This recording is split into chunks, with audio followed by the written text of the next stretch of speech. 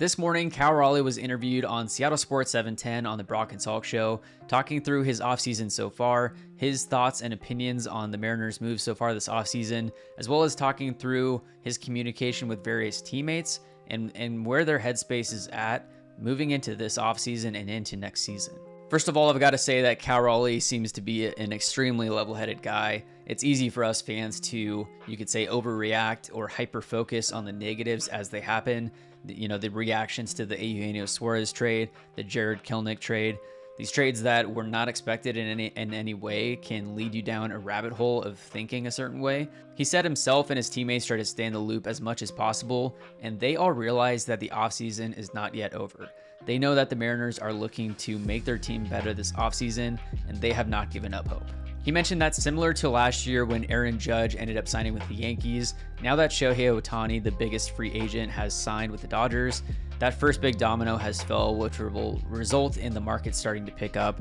And he said that you can start to see more of what's going to happen and who you might be able to get. On the trades with Gino and JK, he said that it's sad to see those guys go. Gino was a guy who taught him a lot and helped a lot of guys in the clubhouse on and off the field. As far as Jared Kelenic, he said that they came up together each step of the way throughout the minor leagues. They really grew up together. You realize it's a business at the end of the day, hoping we can make a few more moves to help the team out. He also mentioned with Marco that he was one of those first starting pitchers in the big leagues that he was able to connect with. On the Mariners missing a playoff spot by 1 or 2 games this last year, he mentioned that it was tough. Everyone puts their heart and soul into it, the players from spring training and even before that. It's tough for the fans, but they know that they are very close. You know, I don't think we're that far off, honestly. I mean, you look at it, it was 1 game behind, 2 teams that were in the championship series, the Astros and the Rangers. We were right there. I mean, but at the end of the day, nobody wants to hear that. Nobody wants to hear, oh, we just missed it by 1 game. Nobody really cares. And, I don't really care either because we didn't make it. It's our job to, figure out what we need to do, make up that ground, try to get closer to our goal of, getting to a World Series and winning one. When asked about his comments at the end of the season, talking to how the Rangers had gone out and added that talent to really take them over the top, he mentioned that he didn't really have an agenda with those comments. It just came out of a moment of passion, out of a moment of wanting to win, because at the end of the day, winning is really what he wants. That's what all of the players want, is to win the World Series. There was no agenda. I wasn't trying to, say anything to call anybody out, anything. It came from a place of winning. That's what I want to do. That's what guys in the clubhouse want to do. JP, Ty, Julio, Logan, George, Matt Brash. We want to win. We know we have the talent. We're right there at the cusp. We've been close. We just want to get over the edge. That's all it comes down to. And we know that, not just us, but the fans. The fans want to see a winner as well, and they want to, come out. They want to support us. They want to see playoff games. They want to see us in a World Series. And that's where it's coming from. Everybody here wants to win. There's no secret to it. We want to win, and we want to play as well as we can, and we just want to do our best, for the fans and for the city. He was then asked if he was comfortable with being essentially the voice of the team, and he said that it's not just him. It's JP, it's Ty, it's Robbie Ray, the guys that have been in the league and have won before. It's whoever it has to be. He said if it's speaking up or leading by example, guys will do whatever it takes to get wins on the field. And he said that you're seeing a lot of guys who came up together taking roles on this team. And he did not shy away from taking ownership and stating that at the end of the day, it comes down to the players performing, and it starts with the players. He stated it doesn't matter what ownership or staff say. If we don't prepare and go out and do it the right way, it doesn't matter. It's about building culture, knowing where you need to improve, what helps us click and get better. He said after last year, we need things to change. It starts with me as the catcher. I have to make adjustments as well. Then speaking specifically to playing the Rangers next season, who are just coming off of winning a World Series,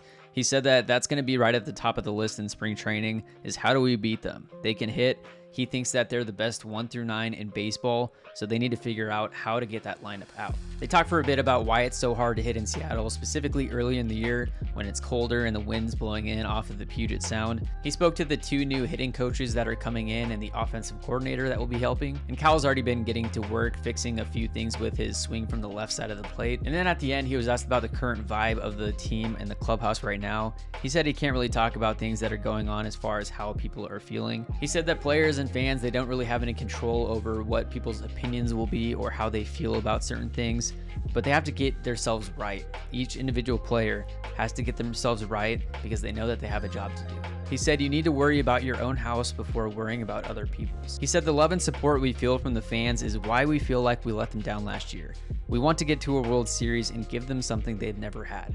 And another thing he said that stood out to me was we want to give this city a reason to believe again. So to summarize, it seems that Cal and his teammates realize that the offseason is nowhere close to being over, and the Mariners have a lot of time to go at impact, whether that's the free agent market or the trade market. Obviously, if you miss out of a playoff spot by a game or 2 games, you're going to be pissed off. Players this offseason clearly have a fire underneath them, and they know what the goal is. JP Crawford taking Ty France to driveline baseball. He's getting his work in. Sounds like Cal Raleigh's already working on his swing. We see Bryce Miller posting to his story down at Texas A&M, potentially learning a new pitch, maybe a Kodai Senga forkball from the looks of it. But the biggest thing for the players and for the fans is really to just try to stay level-headed. The players, they can only focus on themselves. They can only control what they can control. Same thing with the fans. There are clearly reasons to be upset with ownership, especially with the comments coming out of the front office. It's not on the front office, it's on ownership, but there's time. We'll have to take a look and see where things are at spring training. But until we see some news, make sure to like and subscribe to the channel for more updates on all things Mariners and baseball. And if you haven't seen it yet, go check out my podcast with Mariners pitching coach Pete Woodworth. We have a great conversation talking through his background and getting to the spot to where he is today, as well as getting in depth with the pitching staff that the Mariners have, one of the tops in the league. Thank you for watching, and we'll see you next time.